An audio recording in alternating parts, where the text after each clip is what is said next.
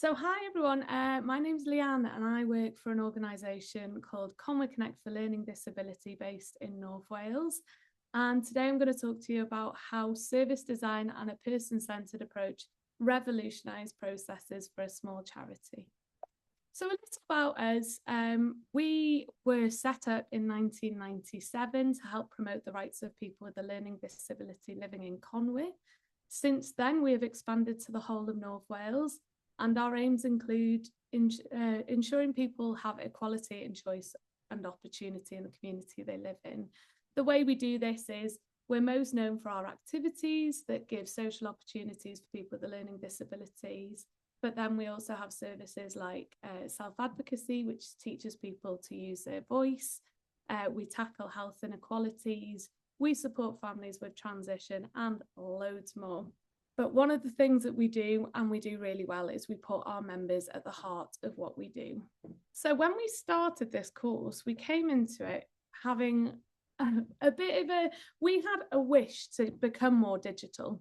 But the issue we had was we didn't really know where to start, and this course seemed perfect for us to have a look at everything we were doing and see how it could be improved.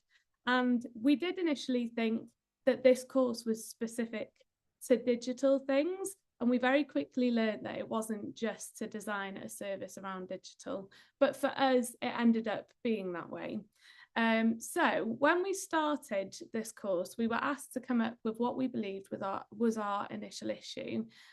So during the discovery stage, we had a look at our membership process. Now, I take pride in admitting this because it shows how far we've come. But we, as a small organisation, when I started, had a membership form that was built on an Excel spreadsheet.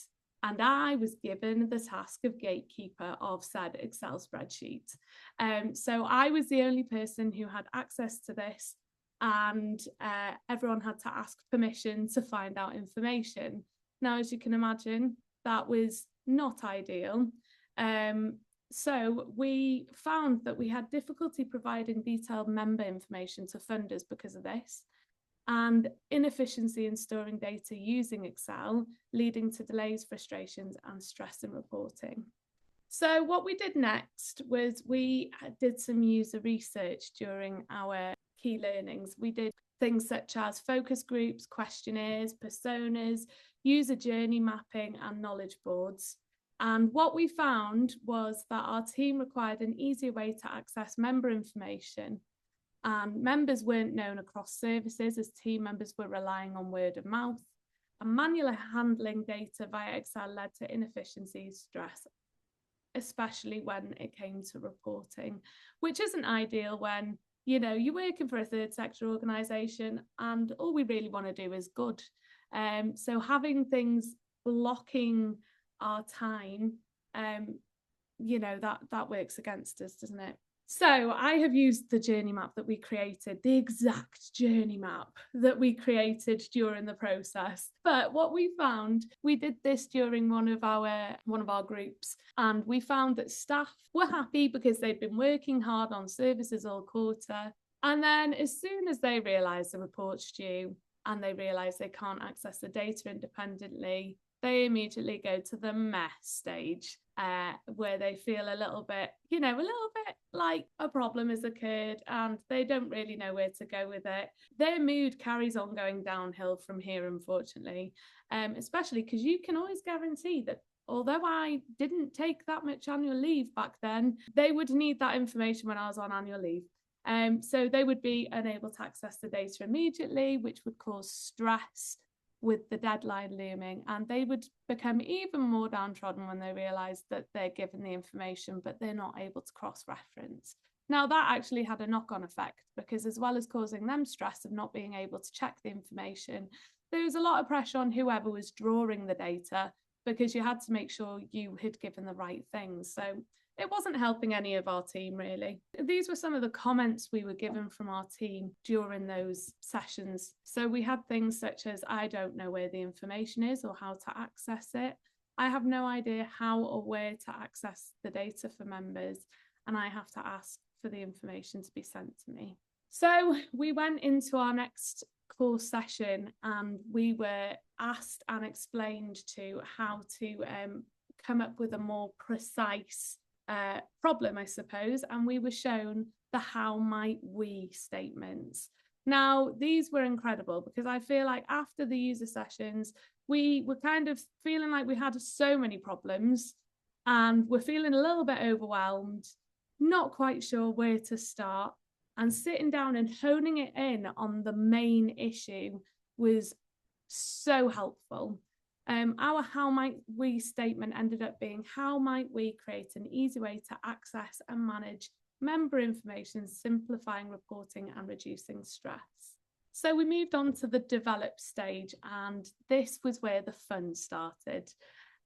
We were given loads of tools in the session, from digital tools, and being told that to think outside the box as well.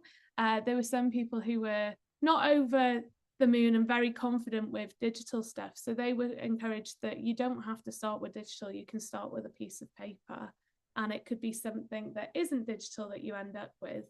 Us as an organisation, we explored a variety of solutions. So we looked at custom built CRMs, developing an app, and a low no-code CRM.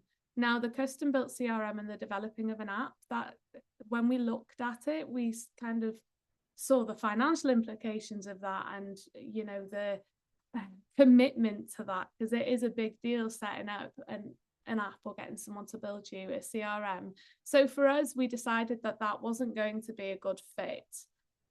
So we started having a look at the low no-code CRM. Now, I've put a picture of this on the next slide. This was something that we were given. We were informed about the skateboard method of design, and I think everyone who was on that course realised that I really enjoyed this because I function really well with pictures. But all this is really, in the grand scheme of things, because I can't explain this as beautifully as Ariel does, it's just explaining that the whole process is not to come out with it with a finished product, it's to build up to it. So it was to try and explain to us that we just needed to come with a starting point and to get it out there into the world and trial it. So our skateboard, our prototype, was an Airtable low to no code CRM. If you had asked me before I started this course if I would be capable of building a CRM, I would be like, no, I'm not going near that. That is above what I can do. But Andrew and Ariel sold this to me by explaining that it was essentially an Excel spreadsheet. So what we did was we imported the data from our existing Excel sheets, and we created really basic features to organise and access members' information. So what we started with was, I don't know if that's on the next slide, actually. No, it isn't. What we started with was basic things such as the member's name, address, contact information, and an age group. That is important. Remember that I said that we started with the age group, and we developed a members list that our team members could go into and search for members' information.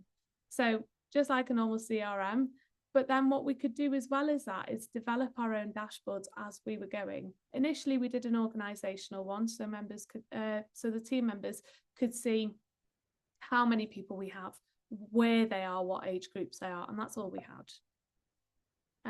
So what we found is that the CRM immediately improved accessibility and reporting for the team.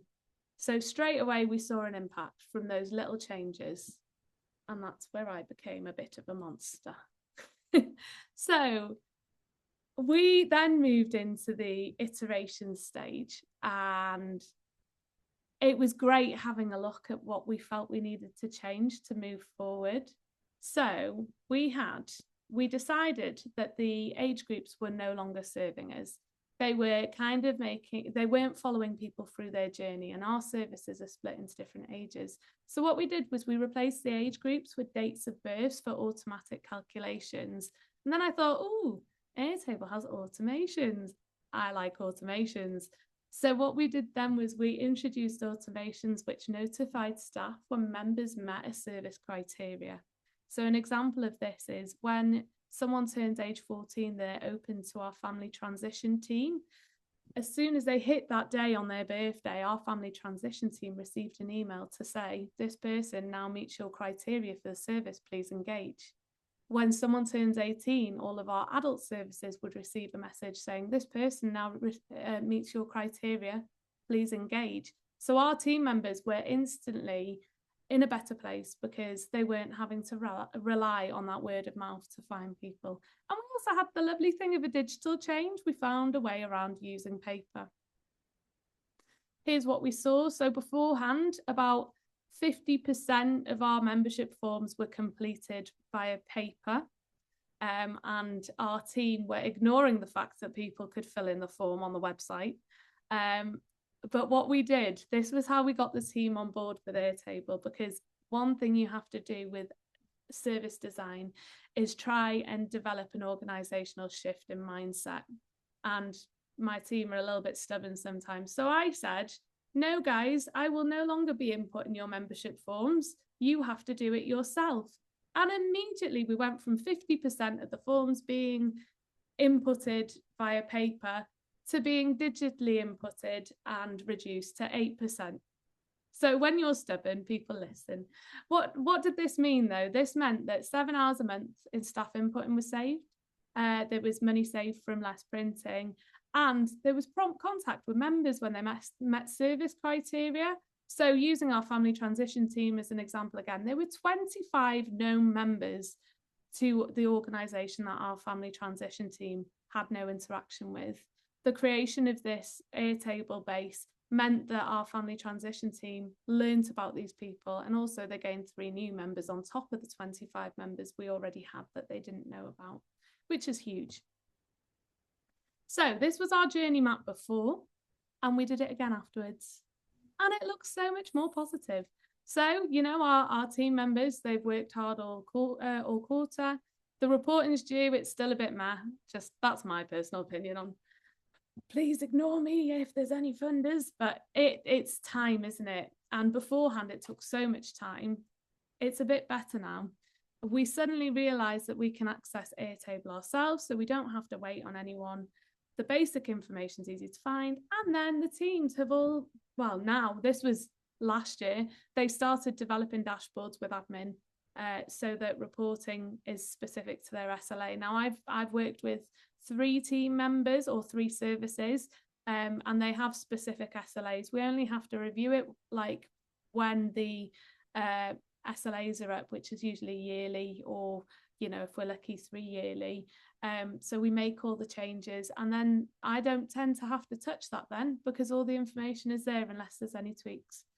So the staff feedback in October 2024. Now, I was going to update this, but they sent me essays, which was really lovely, but it was the same kind of thing. So we're going to stick with the old one, which is more concise. So the team said that it's great to be able to check details quickly. One team member confessed that they never used the old system, and now they use Airtable a lot to try and boost engagement. And then another team member said it looks brilliant and so much better than our previous database. So this is the exciting bit. Since the course ended, we have carried on our journey away from that skateboard, and I think we're quite a way down the road from that now. But let's have a look. So with the interface side of things, our service-specific interfaces are now more in-depth and user-tailored. They're reviewed regularly, as I said, alongside the SLAs to ensure relevance and accuracy. And staff report significant time savings on reporting tasks, which means that they can focus on what really matters, which is our members. Now, this page makes me feel really happy because I've got a little quick story that I'll go through with this. So an aspect that we weren't aware of at the start of the course that came afterwards was that we could access digital funding from Newid following this course. And because of that funding, we have conquered a task that was coming up at the start, which is making the membership process more accessible for our members. So we were able to purchase a license for Typeform and create easy read documents digitally for our members. And this is now embedded in our website. So if our members are able to use the website, they can do that. But we also purchased 2 iPads, and we have also utilised some tablets that we've managed to get to, so that team members can take these into groups and get people to fill out forms there and then. At the bottom picture is one of our members, Lowry, filling in a feedback form independently after some training. We had to sit with them, we had to go through it a few times, but now she does it completely on her own, which means that she gets to give her feedback independently and anonymously, which is so important. And we also used the funding to get MailChimp, which has saved on another admin task, because we have made it so that I don't have to input everyone. Once they've signed up on Airtable, it automatically goes over to MailChimp, which means the mailing list is updated without needing my time. So it's been incredible. To sort of wrap up, course learnings, the things that I felt that we learned from this. So structured problem solving. I feel like we were running around like headless chickens trying to figure out what the problem was to start off with.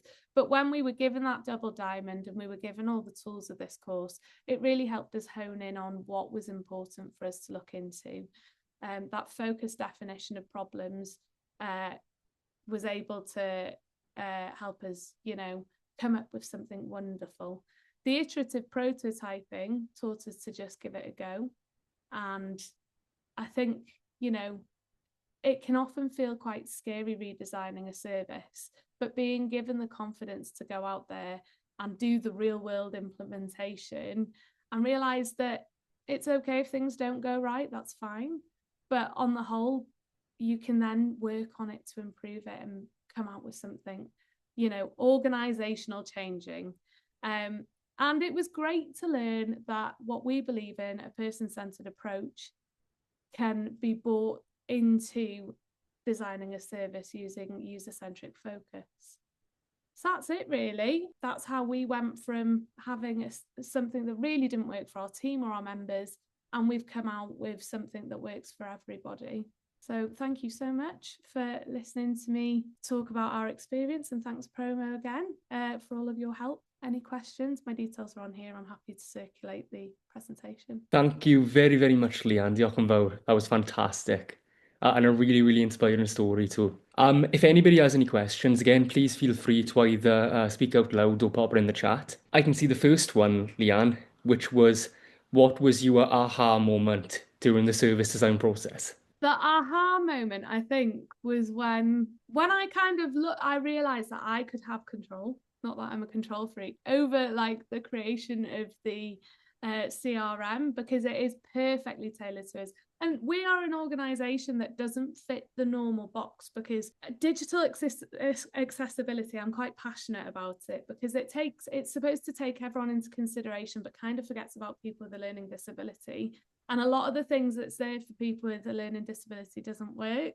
So we were able to actually make this work. And the aha moment was when I was like, I can completely control this to meet our need. And I can also force everyone on board. So yeah, that was my aha moment, when it went out in the world and it actually worked. Absolutely. There's loads of lovely comments in the chat. So impressed to hear this, Leanne. Thank you for sharing. So interesting and inspiring. Loved hearing about this. As someone who's drowning in spreadsheets at the moment, this has given me an extra bit of motivation to sort it out. Oh my gosh, Hannah, sort it out. Like Airtable, I love it. I spend a lot of time outside of work on Airtable now. My life is kind of Airtable. And I have used my experience through this course to help other organisations. And like I share it quite frequently. That Airtable, I feel, is the way forward for the third sector. It's completely, to put it into perspective, it's affordable. I forgot to mention that bit. But you can pick how much you want to pay towards Airtable. So with the non-profit discount, it takes it down to, I think it's £12 a seat. So we pay £36 a month for our Airtable, because obviously I don't want to share mine, because then people could delete and we'd be back in square one.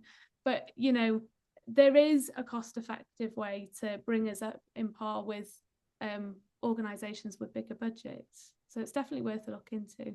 Marvellous. And a question from me, Leanne. So how did your colleagues feel as you went on this journey? Do you know what? Initially, it was so funny because I could see some of them digging their heels in, but they have fully embraced it now and they couldn't work without it. So that's the great thing is like, although they were reluctant, the biggest issue you will have during a service design process is getting everyone involved and getting everyone on board. But as long as you listen to people and you let them have the rants and you're willing to sit down and show them, that's the thing. You do need to put some time into training with the team to make them feel better. But I'm an empath, so I'm never going to force people. Maybe if you did force people, it'd work quicker. But, you know, once everyone's on board, it is fine. Everyone loves it now. I've got a question here. How do you get people on board to moving from paper to digital? You just stop the paper. You say, I'm not doing it anymore. Because what people were expecting me to do was, you know, they were expecting to bring this sheet of paper to the office, put it on the desk and be like, there you go. But I think the promo team are aware that my role changes constantly and my role has grown even over the 2 years that we've been doing this. I haven't got time to input member information. So yeah, it's just needs must. You just have to say no. And have you created a cost analysis of your new system over the old processes? I haven't, but it is something that I think we should do, especially now that we've got all the automation involved, because we've got the MailChimp as well, which is saving hours in staff time. So I think that is something that we could do with doing. Definitely, we're reviewing our digital stuff at the minute. We've kind of brought into AI and things as well. So I think we could do with doing a cost analysis of all of it. Marvellous. One final question. What kind of things have you been doing with the dashboard?